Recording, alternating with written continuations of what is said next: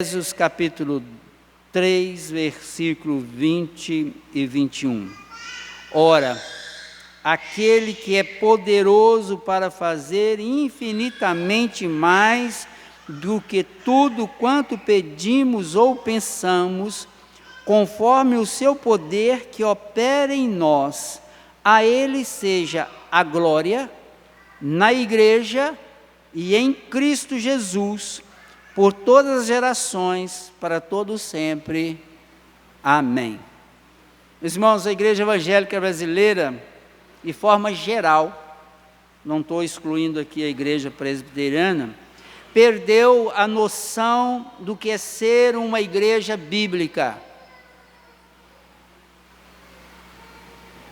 Perdemos a noção do que é ser um povo de nova natureza, lavado, transformado e que vive para a glória de Deus.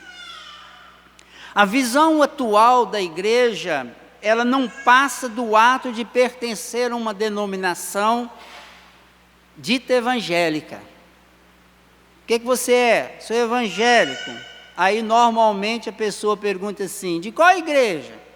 A igreja Águia de Fogo.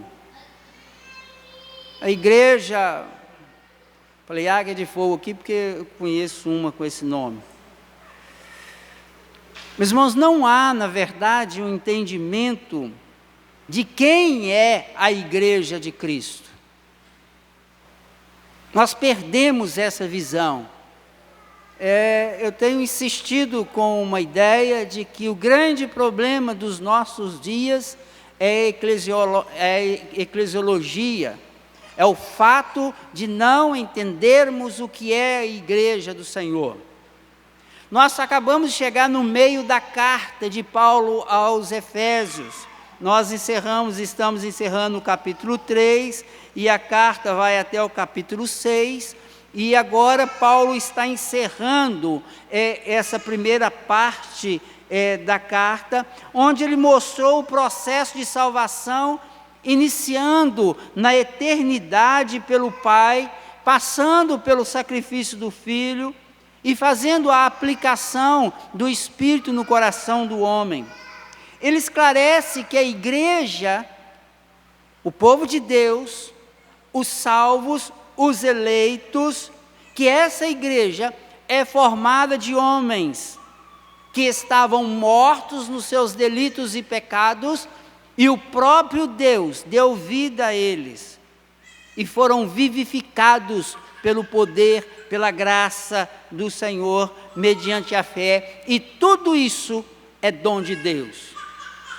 Paulo, ele demonstra isso nesses primeiros capítulos, e mostra que agora essa igreja é constituída, não somente do povo judeu, como no Velho Testamento, mas ela é constituída de judeus e gentios, ou seja, de todos os povos, de todas as nações. Deus salvou almas, criou um seu povo, que denominou como igreja, e, segundo Paulo, os fez família de Deus.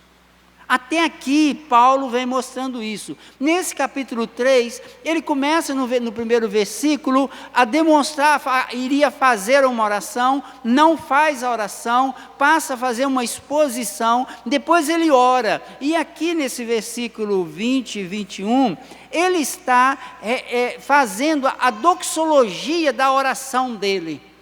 Se vocês prestarem atenção, Jesus, quando ele faz a oração também do Pai Nosso, que ele está ensinando os apóstolos, ele faz uma doxologia ao final, quando diz que para o Senhor é o reino, o poder e a glória para sempre. Uma doxologia depois da oração. É interessante isso, porque muitas vezes nós oramos e encerramos a nossa oração assim para correr, para ir embora, ou às vezes com muita pressa, e não fazemos uma doxologia como essa, quando Paulo faz aqui nesse capítulo 3, quando ele encerra essa oração. E nesse texto, ao encerrar essa oração, Paulo nos ensina algumas coisas que nós vamos aprender aqui nessa noite. A primeira coisa que ele coloca aqui para nós, que ele nos ensina, que o poder de Deus vem sendo demonstrado numa crescente. Ele diz que ele começa falando do poder de Deus lá no primeiro capítulo e vem tratando e mostrando que o poder de Deus vem manifestando, que Deus desde a eternidade, que o poder de Deus transforma, o poder de Deus salva, o poder de Deus dá vida, e aqui ele começa a mostrar que esse poder, quando ele diz, ora, aquele que é poderoso para fazer infinitamente mais do que tudo quanto pedimos ou pensamos. Meus irmãos, Paulo não está pensando num poder de Deus que realiza algo, ou algo como as tempestades, como a própria criação. Paulo está falando do poder de Deus, que ele vem falando desde o início do capítulo 1. O poder de Deus que age dentro do homem. Você precisa de entender isso. Paulo não está aqui, as pessoas pegam esse texto e diz, aquele que é poderoso para fazer infinitamente mais do que tudo quanto pedimos ou pensamos. As pessoas acham que é o poder de Deus que manifesta externamente a nós, mas se você entender que Paulo vem tratando desde o início do capítulo 1 até o final do capítulo 3, ele está falando do poder de Deus que pode pegar um homem, uma mulher, um ser humano que nasceu com a natureza pecaminosa e dar vida e transformar essa natureza do homem. É sobre isso que Paulo está falando.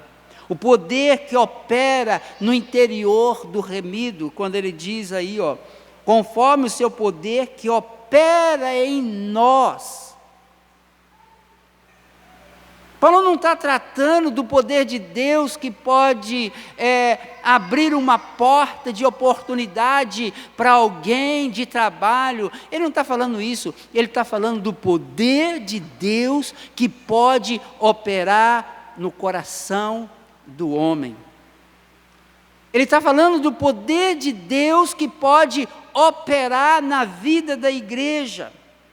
Poder que vem de Deus e retorna como glória a Deus. Olha o que ele diz aí, presta atenção. A ele seja a glória. A ele quem? A Deus.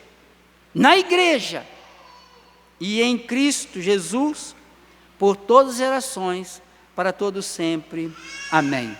Meus irmãos, o poder que opera na igreja, poder que vem de Deus, deve retornar e precisa de retornar a Deus como glória. É isso que Paulo está dizendo aqui. Paulo está dizendo que o poder de Deus que pode agir no coração do homem, que pode fazer uma transformação nesse coração, tem que retornar para Deus em forma de glória. Deus tem que ser glorificado por essa transformação feita por esse poder. A glória, meus irmãos, diz o texto, que a glória é na igreja em Cristo. Eu estava lendo um comentarista desse texto, ele diz que toda a criação de Deus glorifica a Deus, nós sabemos isso. As grandes coisas que Deus criou, glorifica a Deus. Os grandes milagres que Deus operou na vida de homens, no decorrer de toda a história, através dos seus profetas, glorificam a Deus. Mas nada pode glorificar mais a Deus, e preste atenção no que eu vou dizer aqui, do que a ação de Deus na vida da sua igreja, quando Ele age com poder no interior do homem. Por que que nada pode glorificar mais a Deus? Porque é o cabeça deste corpo onde Deus age, é o próprio Cristo. Quando a igreja, o poder de Deus age na vida da igreja e transforma pessoalmente cada um dos membros deste corpo, Deus é glorificado de tal forma, porque Cristo, o cabeça da igreja, é glorificado. E Deus glorificou a Cristo, que o exaltou sobremaneira,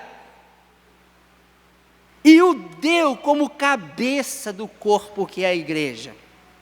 O grande problema nosso é que nós achamos que ser igreja é pertencer a uma denominação religiosa, seja ela presbiteriana, seja ela o nome que você queira dar. Meus irmãos, nós precisamos de pegar um texto desse e parar e refletir e pensar em como esse poder de Deus tem agido na minha vida, porque Ele tem que agir na sua vida de tal forma que você entende que Deus trabalhou no seu coração. Você entende que Deus mudou a sua vida. Você entende que o poder de Deus renovou a sua maneira de pensar, renovou a sua maneira de viver, renovou a sua maneira de agir. Note que ele insiste, o poder que opera em nós.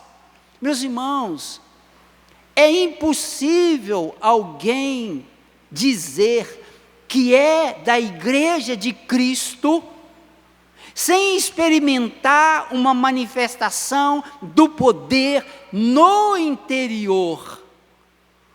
O que é pregado hoje é que você tem que ver o poder de Deus se manifestando em sinais fora de você. Paulo não está tratando disso. A palavra de Deus está dizendo que o poder de Deus se manifesta no seu coração. Meus irmãos, Paulo está tratando isso desde o início do livro. Quando ele fala que Deus escolheu pela sua soberania, que o Espírito vem e sela com poder, que Jesus morreu para ser colocado acima de todo nome, e que a ele foi dado todo o poder, e que o morto, ele nasce de novo pela uma ação poderosa de Deus e do Espírito. E aqui, ao encerrar a metade desse livro, ele fala que Deus é poderoso para fazer infinitamente mais do que tudo que pensamos, ou tudo que pedimos. Deus é poderoso para fazer mais. O grande problema nosso, porque nós pensamos que esse pedir é somente para as coisas externas, e esquecemos que o que glorifica a Deus não é se você foi abençoado com ter uma casa ou você ter um carro. O que glorifica a Deus é Ele, pelo poder dEle, fazer você cada vez mais parecido com o seu Filho. O que glorifica a Deus é você ser cada vez mais igual a Cristo, cada vez mais submisso ao cabeça do corpo de Cristo, que é a igreja. Cada vez mais você perceber que o poder de Deus está mudando a sua maneira de agir, a sua maneira de pensar, a sua maneira de falar. Ou seja, uma experiência pessoal com Deus no seu coração. O grande problema nosso é que nós nos tornamos membros de igrejas evangélicas, falamos que somos salvos, mas nunca tivemos uma experiência de transformação no profundo do nosso coração. O poder de Deus não agiu em nós. Esse texto, meus irmãos, nos mostra o quanto Deus é zeloso do seu povo. Esse texto nos mostra que Deus zela pela vida do seu povo. por motivos muito simples. Deus é fiel ao pacto que Ele fez com Cristo, lá na eternidade, que daria a Ele os seus escolhidos, e que Ele seria glorificado com a sua morte, na sua ressurreição. Ele escolheu o seu povo, Ele planejou a redenção e a sua salvação, e dar a salvação a este povo. Ele planejou tirar as pessoas dessa prisão que a natureza pecaminosa faz no homem. Os seus escolhidos são libertos disso. Ele exaltou a Cristo e o colocou como cabeça da igreja. E aí, você tem que dar um passo mais. Cristo, cabeça da igreja, que é o templo de Deus. Meus irmãos, se o poder de Deus não agir no interior do coração do homem, para que Deus habite cada vez mais num templo limpo, não tem como ser da igreja. É necessário que nós venhamos a progredir no caminho da salvação. Não estou afirmando que você vai sendo salvo no decorrer da sua vida. A salvação é um ato definido no momento da redenção, mas você tem que desenvolver na sua santificação, e isso só pelo poder de Deus no seu coração. Só Deus pode transformar a sua vida através da sua palavra. Meus irmãos, o homem no seu estado natural, ele é escravo da sua natureza carnal, pecaminosa, sujeita a Satanás, e este homem não pode, de forma alguma, nem mesmo se aproximar de Deus, no seu estado natural. Não pode. É necessário que Deus haja com poder. Um homem, uma vez chamado por Deus, nasce de novo e como uma nova criatura, torna-se membro de uma nova raça, agora uma raça eleita e salva, que tem uma nova natureza no seu interior, uma natureza divina, pela ação do Espírito Santo no seu coração. Este homem nascido de novo faz parte da igreja, que é o corpo de Cristo. E Cristo, Deus Pai, o Espírito, a Trindade é glorificada quando este homem é trabalhado no seu interior por uma obra de Deus, e assim ele se parece mais com o seu Senhor Jesus. Se você ainda não nasceu de novo, você não pode fazer parte dessa verdadeira igreja de Deus.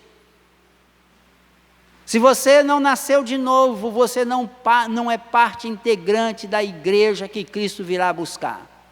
Você pode fazer parte da igreja presbiteriana, ou qualquer outro nome, ou qualquer outra denominação, mas você não pode fazer parte da igreja invisível, aquela que o Senhor vem buscar, se você não nasceu de novo. Se você nasceu de novo, mas vive denegrindo o nome do cabeça da igreja, do Senhor, e quando falo isso, não estou dizendo somente por aqueles pecados visíveis que você comete, mas até mesmo aqueles que você tem no seu coração, e que só você sabe. Deus não é glorificado com o pecado na nossa vida. Deus é glorificado com a santidade. O pecado ofende o caráter de Deus. Qualquer pecado ofende o caráter de Deus. O pecado, nem que seja pecado de pensamento, Deus sabe do que você pensa, antes mesmo de você falar, diz o Salmo. Antes de você expressar o que você pensa, Deus conhece o seu pensamento. Muito mais ainda daqueles que são declarados seu povo e sua igreja. Se você ainda nasceu de novo, mas ainda dá lugar à natureza pecaminosa, saiba que Deus tem poder para transformar a sua vida e Ele pode agir no seu coração. É necessário que você entenda esse texto e diga assim: Senhor, muda o meu coração, muda o meu interior, muda a minha vida. Se você nasceu de novo, mas dá lugar a essa natureza, cedendo ao pecado, você não está glorificando a Deus na sua vida. O salvo por Cristo, ele é parte integrante. O salvo por Cristo é parte integrante do corpo de Cristo. E Deus é glorificado através da vida dos salvos. Deus é glorificado através da vida dos salvos. Eu quero concluir fazendo uma pergunta a você. Você já pensou que o Senhor, Criador dos céus e da terra, Ele espera ser glorificado pela sua vida?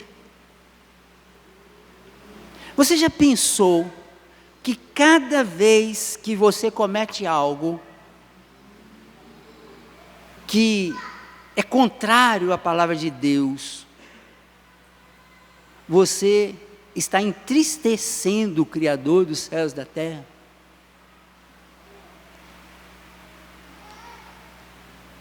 Você já pensou em pegar a sua vida e pedir a Deus, de forma prática, que Ele haja com poder no seu interior e transforme a sua vida com poder, para que você se preocupe menos com as coisas do mundo, que você dê mais valor às coisas de Deus, que você invista tempo em crescer espiritualmente com a leitura da palavra, tentar aprender o que Deus quer para a sua vida e realmente entender que você é membro do corpo de Cristo. Você não é membro da igreja presbiteriana de Ipaba apenas, se você for salvo. Você é membro do corpo de Cristo. E Deus quer ser glorificado no corpo do seu Filho, aonde o seu Filho, que pagou um alto preço por nós, Ele é o cabeça. Ele é o cabeça. Então, não saia daqui dessa noite, saindo desta igreja, desse templo, a mesma pessoa. Saia daqui dizendo: Senhor, manifeste o teu poder no meu interior e mude a minha vida, minha maneira de pensar, a minha maneira de olhar para o Senhor, a minha maneira de olhar até para mim mesmo, porque eu não sou qualquer um. Eu sou membro do povo de Deus. Louvado seja o nome do Senhor. Vamos passar para a nossa ceia.